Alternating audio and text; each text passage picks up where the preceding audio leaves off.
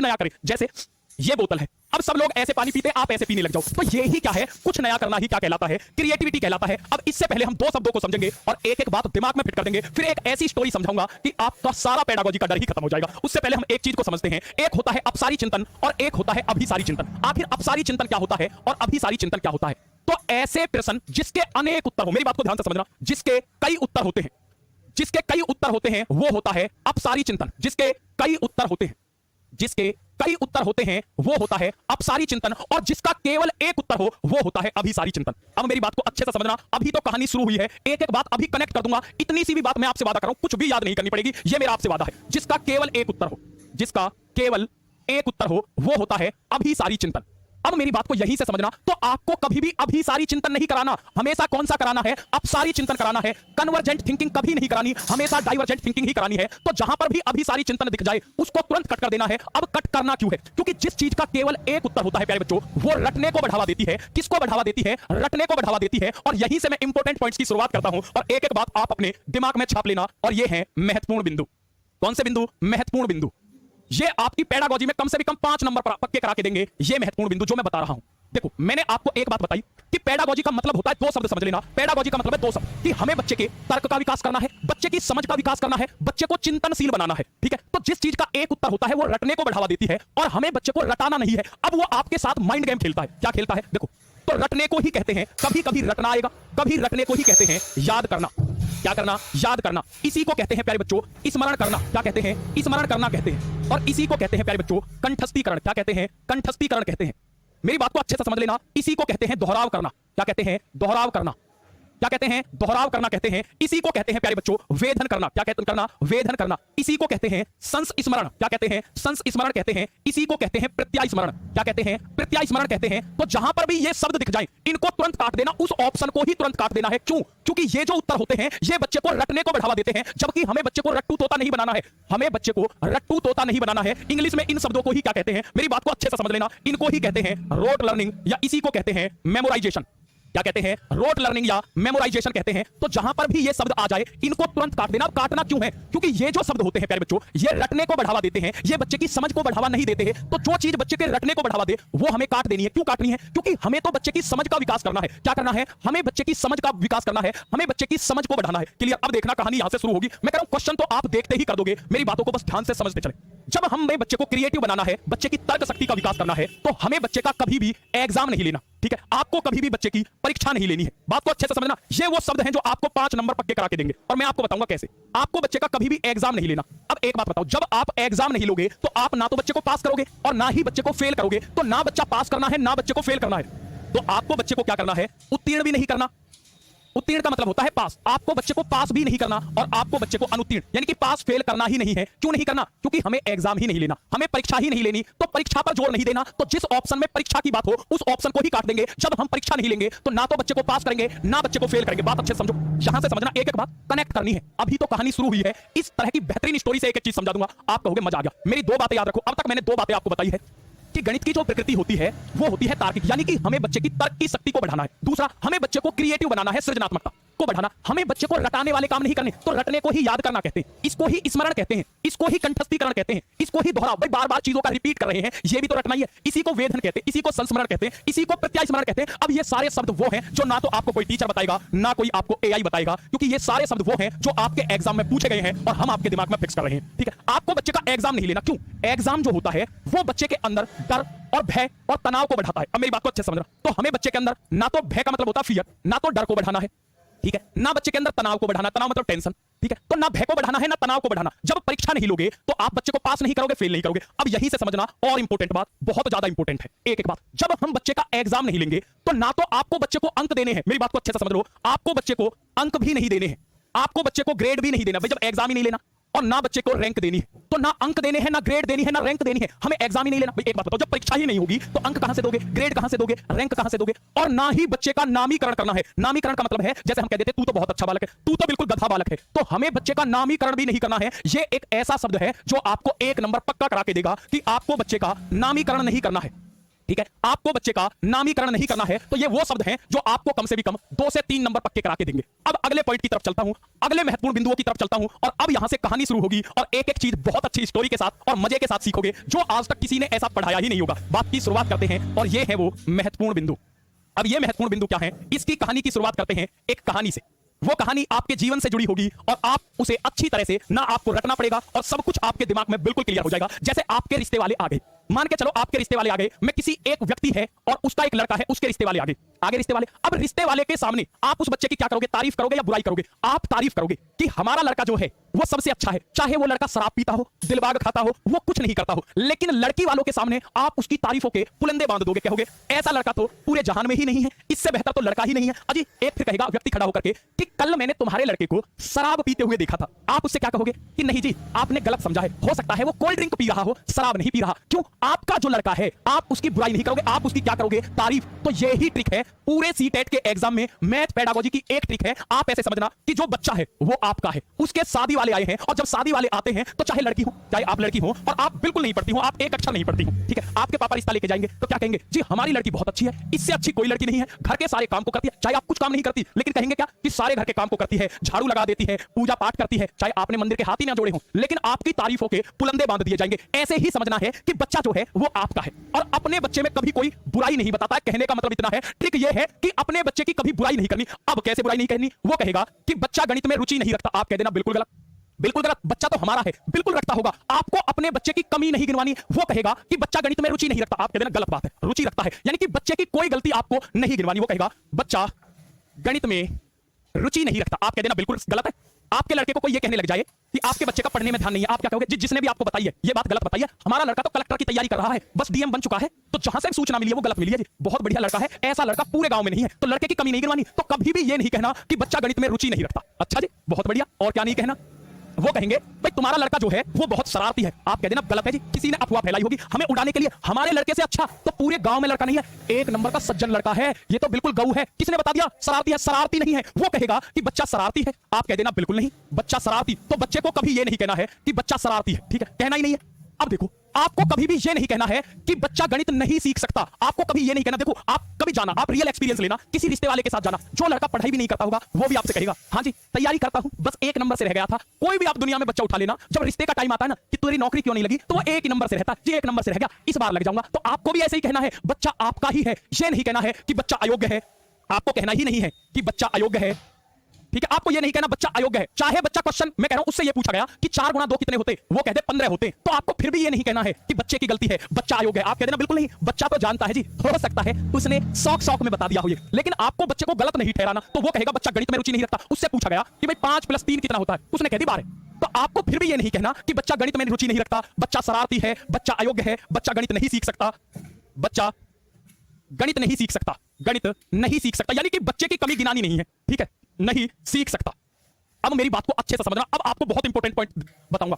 अब जैसे मैंने कहा कि आपके घर पर रिश्ता वाले आए और उन्होंने कहा जी तुम तो ये कह रहे हो कि तुम्हारा लड़का सही है, कोई गलती नहीं कर रहा, कल हमने उसको शराब पीते हुए देखा था, कल हमने उसको शराब पीते हुए देखा, तो शराब अजी तुमने नहीं देखा होगा, किसी और का लड़का होगा। वो कहेंगे कि ना जी हमने तुम्हारा ही लड़का देखा होगा, तो आप क्या कहोगे, हो गई होगी गलती, पेप्सी समझकर पी ली होगी, कोल्ड ड्रिंक समझकर पी ली होगी जी, वैसे पीता तो है नहीं। तो ऐसे ही वो कहेगा कि बच्चे से ये कहा गया कि 1/2 + 1/3 को जोड़ो, और बच्चे ने जोड़कर कर दिया 1/5, तो कभी ये नहीं कहना कि बच्चा गणित नहीं जानता, बच्चे का तरीका अस्पष्ट है, कभी बच्चे का तरीका गलत है, ये कहना ही नहीं है, ये कभी मत कहना। वो बच्चा ये कहना कि 2 दूनी 5 होते हैं, फिर भी ये नहीं कहना कि बच्चे का तरीका गलत है, बच्चे का तरीका गलत नहीं है। आपको क्या कहना, तारीफ ही करनी है, जैसे आप तारीफ कर देते हो, कोल्ड ड्रिंक समझ के पी ली होगी, ऐसे ही कहना कि उसने इसका विस्तारण कर दिया होगा। क्या कर दिया होगा, विस्तारण कर दिया होगा, यानी कि कमी छिपानी है।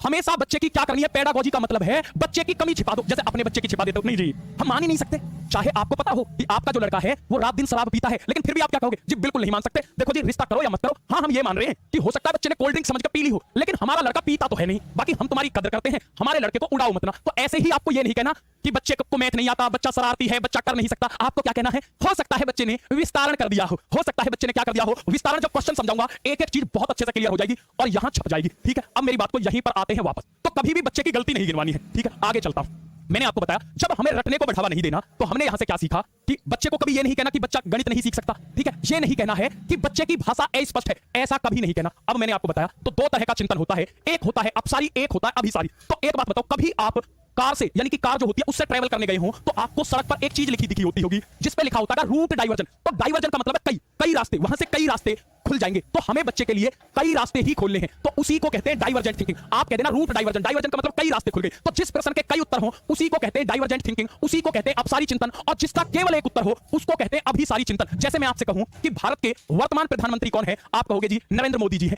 अब इसका केवल एक ही उत्तर है। तो ऐसे प्रश्न जो होते हैं जिनका केवल एक उत्तर हो वो रटने को बढ़ावा देते हैं। तो हमें ऐसे प्रश्न नहीं पूछने, ठीक है। मैथ के अंदर ऐसे प्रश्न हमें नहीं पूछने हैं। क्यों? क्योंकि ये क्वेश्चन क्रिएटिविटी को नहीं बढ़ाते हैं, जबकि ये जो क्वेश्चन है, जो डाइवर्जेंट थिंकिंग के क्वेश्चन है, ये क्रिएटिविटी को जन्म देते हैं, सृजनात्मकता को बढ़ाते हैं। और मैंने आपको क्या बताया था कि हमें क्रिएटिविटी को ही बढ़ाना है, सृजनात्मकता को बढ़ावा देते हैं।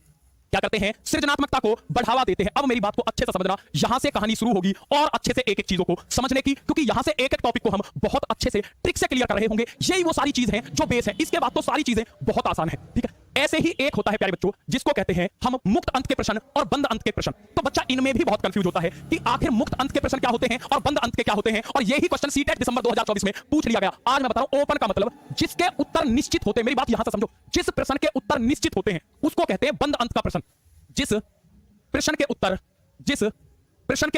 निश्चित हो, जिस प्रश्न के उत्तर निश्चित होते हैं, जिस प्रश्न के उत्तर निश्चित होते हैं उसको क्या कहते हैं? उसको कहते हैं बंद अंत का प्रश्न। और जिसके उत्तर निश्चित ना हो उसको कहते हैं मुक्त अंत का प्रश्न। बस इतनी बात समझ लो। जिस प्रश्न के उत्तर निश्चित ना हो,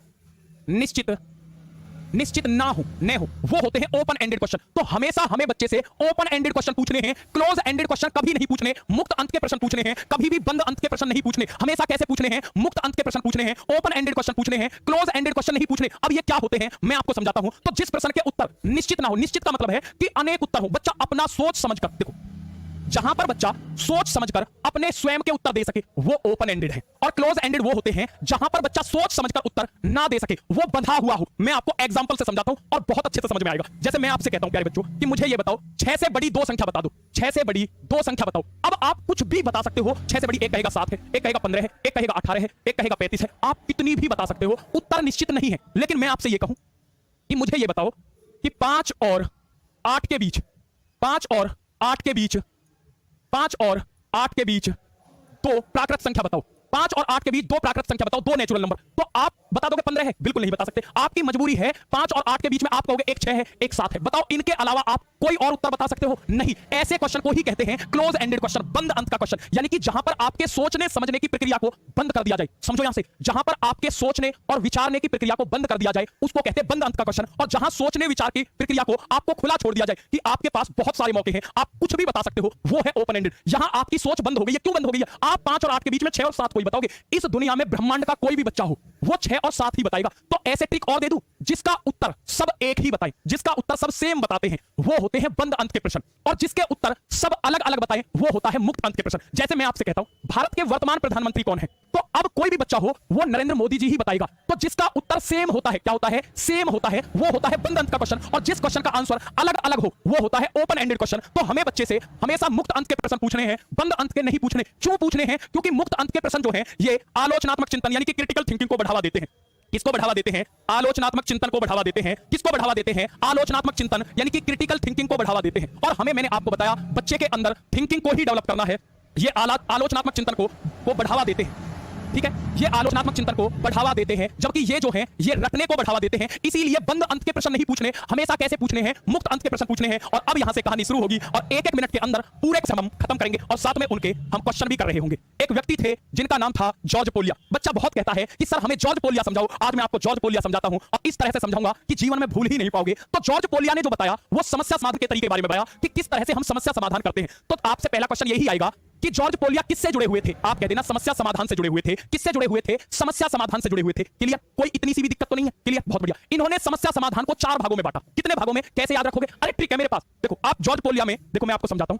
जैसे पोलिया है तो पोलिया को ऐसे लिखोगे, तो पे किस अक्षर के जैसा? बताओ पे जो है किस अक्षर के जैसा, मतलब किस संख्या के जैसा है? तो पे से क्या सब लिख रहा है? क्या संख्या दिख रही है? आप कहोगे 4। तो समस्या समाधान के कितने चरण बताए? 4 चरण बताए। फिर अपनी उसी स्टोरी पे आते हैं। मैंने कहा स्टोरी से समझा दूंगा, समझो। जैसे आपके घर पर कोई रिश्ता लेकर आए तो सबसे पहले वो क्या करता है, आपके घर परिवार को समझता है। तो ऐसे ही जॉर्ज पोलिया ने कहा कि जब बच्चे के सामने समस्या होती है सबसे पहले समस्या को समझा जाता है। तो सबसे पहले क्या करते हैं, आपके घर रिश्ते वाले आए वो समझेंगे भाई लड़का क्या करता है, लड़का के पिताजी क्या करते हैं, कितनी जमीन है, सबसे पहले समस्या समझी जाती है। तो पहला चरण है समस्या को समझना। अब सारी चीज समझ में आ गई तो उसके बाद क्या करते हैं, उसके बाद योजना बनाते हैं कि भाई हमें शादी में कौन सी गाड़ी देनी है, स्कॉर्पियो देनी है, फॉर्च्यूनर देनी है, कैसी शादी करनी है। पहले समस्या समझी जाती है, फिर योजना बनाई जाती है, और तीसरे नंबर पर फिर जो योजना बनाई है इंप्लीमेंट कर देते हैं, मतलब शादी कर देते हैं, कार्यान्वयन कर देते हैं। और लास्ट में क्या होता है, जब शादी हो जाती है फिर हमें फीडबैक पता चलता है, पुनः हम जांचते हैं। तो ये 4 चरण है केवल। कौन कौन से मैंने आपको बताया। सबसे पहले क्या करोगे भाई, सबसे पहले समस्या को समझोगे, ठीक है, अंडरस्टैंडिंग करोगे, फिर प्लान बनाओगे, फिर इंप्लीमेंट करोगे और फिर पुनः जांचोगे। ये 4 चरण है। क्वेश्चन कैसे आएगा, लो जी आपके सामने है पहला ही क्वेश्चन।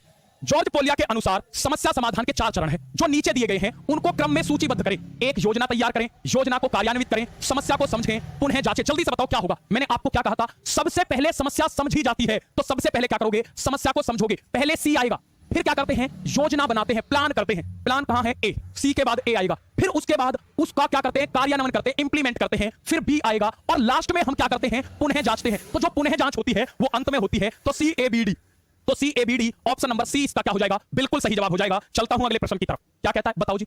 जो जॉर्ज पोलिया के समस्या समाधान के प्रतिरूप है उसका कौन सा चरण नहीं है। आपसे पूछा है जॉर्ज पोलिया का कौन सा चरण नहीं है। अच्छा जी, समस्या को समझना, कलन विधि को याद करना, योजना की युक्ति या योजना बनाना, या पुनः जांचना। मैंने आपको देखो ट्रिक भी बताई है कि याद तो हमें कराना ही नहीं है, याद करने की जहां बात हो उस ऑप्शन को तुरंत ही काट दें। तो ये कह रहा नहीं है तो बी ही नहीं है। बताओ जी, कोई भी दिक्कत हो। चलता हूं अगले प्रश्न की तरफ। लो जी, मैं कह रहा हूं देखते ही क्वेश्चन होंगे, क्वेश्चन में कुछ जान है ही नहीं, इतने शानदार तरीके से एक एक चीज समझाऊंगा आज, ठीक है। क्या कहता है, गणित की कक्षा में जो मुक्त श्रेय वाले प्रश्न है, ओपन एंडेड क्वेश्चन कोई कहते हैं, मुक्त श्रेय, मुक्त मतलब खुला हुआ है सिरा, तो कौन सा है जो सर्वाधिक उपयुक्त है।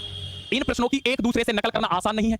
ये प्रश्न विद्यार्थियों में आलोचनात्मक चिंतन का विकास करते हैं। इन प्रश्नों के उत्तर पुस्तिका में नहीं दिए होते, या इन प्रश्नों को हल करने में समय अधिक लगता है। जल्दी से बताओगे क्या होगा इसका करेक्ट आंसर। मैंने बताया जो ओपन एंडेड क्वेश्चन होते हैं वो बच्चे की क्रिटिकल थिंकिंग को बढ़ावा देते हैं। किसको बढ़ावा देते हैं, क्रिटिकल थिंकिंग को बढ़ावा देते हैं। ऑप्शन नंबर बी, ये लेटेस्ट क्वेश्चन है जो इस बार ही आया था। अब देखना क्वेश्चन में कुछ है ही नहीं, पहले उन क्वेश्चनों को समझाऊंगा जिन्हें करने में आपको मजा ही आ जाएगा। जो हमने कॉन्सेप्ट पढ़ा दिए पहले उन्हें समझेंगे, फिर अगले कॉन्सेप्ट पढ़कर अगले क्वेश्चनों को करेंगे। क्या कहता है, एक बच्चे ने प्रश्न को इस प्रकार हल किया कि उससे 1/2 + 1/3 जोड़ने को कहा, उसने 2/5 करके हल से सबसे उपयुक्त निष्कर्ष क्या निकाला जा सकता। उससे कहा कि बेटा 1/2 और 1/3 को जोड़, उसने कर दिया 2/5। तो अब ये बताओ इससे क्या निष्कर्ष निकाला जा सकता। बताओ, बच्चे को एलसीएम लेना नहीं आता। मैंने कहा कभी ये नहीं कहना है बच्चे को गणित नहीं आता, बच्चे को ये नहीं आता, ये कभी नहीं कहना है। यानी कि बच्चे की गलतियां बिल्कुल नहीं गिनवानी है, ठीक है जी। बच्चा नहीं जानता, ये कभी कहना ही नहीं है कि बच्चा नहीं जानता। मैथ पेडागोजी में एक बात फिक्स कर लें, कभी ये नहीं कहना कि बच्चा ये नहीं जानता, ठीक है। इसका मतलब ये भी गलत हो गया। अब कहता है बच्चे को संख्याओं का जोड़ना नहीं आता। मैंने कहा ये कभी नहीं कहना कि बच्चे को जोड़ना नहीं आता, बच्चे को इंटरेस्ट नहीं है, बच्चे को गणित नहीं आता, ऐसा मैथ पेडागोजी में कहना नहीं है, ठीक है जी। मैंने क्या बताया था, बच्चे ने प्राकृत संख्याओं के जोड़ की अवधारणा को भिन्न के जोड़ तक विस्तारित कर दिया है। ये कह दो कि बच्चे ने विस्तारित कर दिया। जैसे कहा कि भाई हमने आपके लड़के को शराब पीते देखा, जी आपने गलत देखा होगा, उसने कोल्ड ड्रिंक पी ली होगी, कोल्ड ड्रिंक पी रहा होगा। रिश्तेदार कहे नहीं जी कोल्ड ड्रिंक नहीं थी, क्या तुम ये समझते हो कि हमें कोल्ड ड्रिंक और शराब में अंतर नहीं पता। आप फिर क्या कहोगे, अजी हो सकता है कोल्ड ड्रिंक समझकर पी ली हो। तो ऐसे ही बच्चे ने क्या कर दिया है, जोड़ की अवधारणा को भिन्नों के जोड़ तक विस्तारित कर दिया है। ऑप्शन नंबर सी इसका करेक्ट आंसर होगा। चलता हूं अगले प्रश्न की तरफ। अभी एक टाइप के क्वेश्चन कराऊंगा जो कॉन्सेप्ट आपको करा दिया, और ये सारे वो क्वेश्चन है जो आपके एग्जाम में आए हुए हैं। एक एक कॉन्सेप्ट को निचोड़ दूंगा आज, आप ये कह दोगे सर मजा आ गया बिल्कुल। क्या कहता है, दूसरी कक्षा के अधिकांश शिक्षार्थी 4 कैंडी और 3 कैंडी जो 2 समान मात्राओं को जोड़ने में सक्षम है। अब मेरी बात यहां से समझना, पहले एक कॉन्सेप्ट समझा देता हूं। आपसे कोई ये कहे कि गणित में बच्चे को भय क्यों लगता है, क्योंकि गणित में फियर क्यों लगता है, मैथ सीखने में बच्चे